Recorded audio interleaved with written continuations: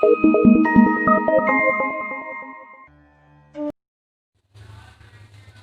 Guys, मैं गुंजन आप सबका स्वागत करती हूँ आपके अपने YouTube channel history by Gunjan Thakur पर। और आज की इस वीडियो में हम आपको हड़प्पा सभ्यता के बारे में जानकारी देंगे। जैसे कि आप सभी जानते हैं कि वर्तमान संस्कृति इस तरह की हो चुकी है कि कोई भी प्राचीन सभ्यताओं या फिर अपने अतीत के बारे में जानने में इतनी रुचि नहीं रखता। पर ऐसा नहीं होना चाहिए, हमें अपने अतीत को भी जानना चाहिए।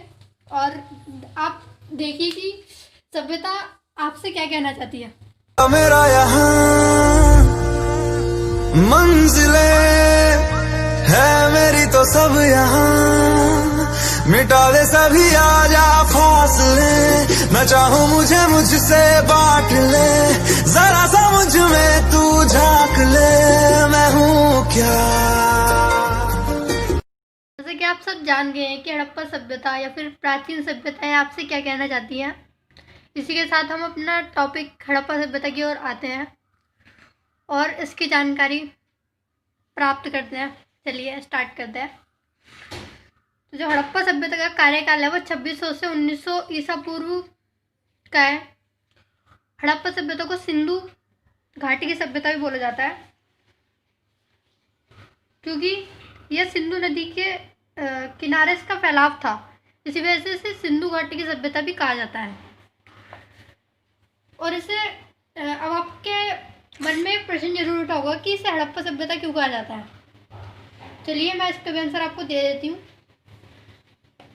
इस सभ्यता का नामकरण हड़प्पा नामक स्थान जहाँ पर यह संस्कृति पहली बार खोजी गई थी के नाम पर किया गया। मतलब कोई एक स्थान था जिसका नाम हड़प्पा था, वहीं पे संस्कृति खोजी गई थी, इसी वजह से इसका नाम पड़ गया हड़प्पा सभ्यता।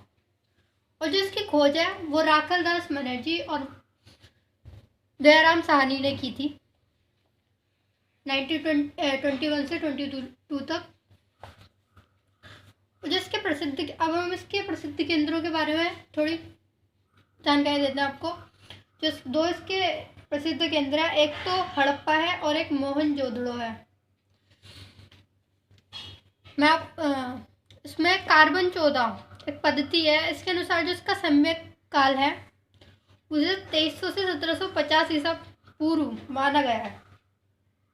अब कोई भी चीज़ है, जैसे कि कोई सभ्यता हुई या फिर कोई भी हम अगर प्राचीन चीज़ निकालें तो हमें मुख्य रूप से स्रोत की जरूरत होती है। स्रोत वे चीज़ें होती हैं जिससे हमें पता चलता है कि ये मतलब उस टाइम में किस किस चीज़ों का यूज़ होता होगा, या फिर जिस कारण से हमें उस सभ्यता के बारे में पता चलता है। तो अब हम देखते हैं कि हड़प्पा सभ्यता के प्रमुख स्रोत क्या थे। पहला तो खुदाई में मिली इमारतें, ठीक है। जब खुदाई हो गई वहाँ पे कोई इमारतें निकली होंगी। मृदभांड होते हैं मिट्टी के बर्तन, औजार, आभूषण, मूर्तियाँ, मोहरे इत्यादि हैं, ठीक है। अब हम ये देखते हैं कि जो हड़प्पा सभ्यता का विस्तार है वो मतलब कहाँ तक फैली हुई थी। तो हड़प्पा सभ्यता अफगानिस्तान, जम्मू, बलूचिस्तान, गुजरात, राजस्थान, पश्चिमी उत्तर प्रदेश तक फैली हुई थी। जो हड़प्पा सभ्यता में बस्तियां हैं वो दो भागों में विभाजित थी, दुर्ग तथा निचला शहर। हड़प्पा सभ्यता में बस्तियां दो भागों में विभाजित थी, दुर्ग और निचला शहर। निचला शहर आवासीय भवनों के उदाहरण पेश करता है। और आपको मैं दुर्ग और निचले शहर के बारे में नेक्स्ट वीडियो में फुल जानकारी आपको बिल्कुल टॉपिक वाइज मिलेगी।